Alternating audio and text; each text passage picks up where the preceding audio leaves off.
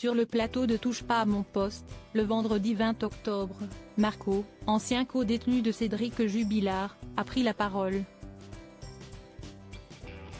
Il est formel, ce n'est pas un mytho. Dans la nuit du 15 au 16 décembre 2020, l'infirmière du Tarn, Delphine Jubilard, a disparu. Depuis ce jour, plus la moindre trace de cette mère de 2 enfants.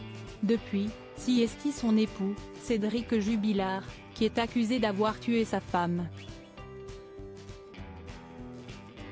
Son procès devrait avoir lieu vers la fin de l'année 2024 ou le début de l'année 2025, et se tiendra devant la cour d'assises du Tarn.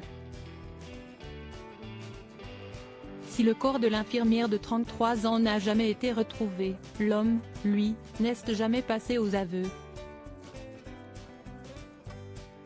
Les seuls aveux qu'il aurait émis, Siesti son co-détenu Marco qui s'en était fait l'écho lors d'un reportage réalisé par nos confrères d'Envoyé spécial. Ce vendredi 20 octobre, ce même ancien co-détenu de Cédric Jubilard était l'invité de Cyril Hanouna dans Touche pas à mon poste, C8. Il est revenu sur le récit que le peintre plaquiste lui a fait de cette nuit fatidique.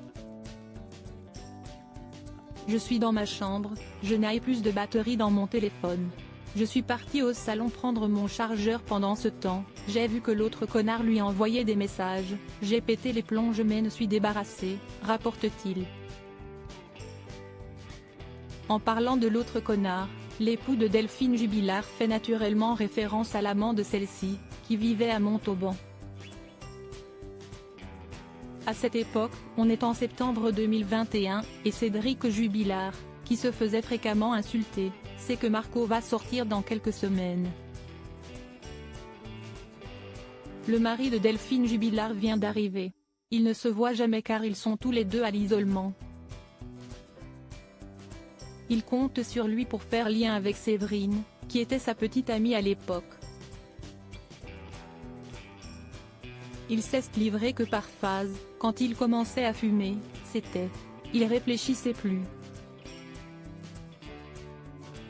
Mais même pas je m'intéressais au début, je le laissais parler, 1 heure, 2 heures. A confié Marco sur le plateau de TPMP. Pour lui en revanche, pas le moindre doute concernant la culpabilité de son ancien co-détenu. Il n'est pas mytho, affirme Marco. Il est très intelligent. J'en ai croisé beaucoup des abrutis, des intelligents, des moyens. Cédric Jubilard reste présumé innocent des faits qui lui sont reprochés jusqu'au jugement définitif de cette affaire.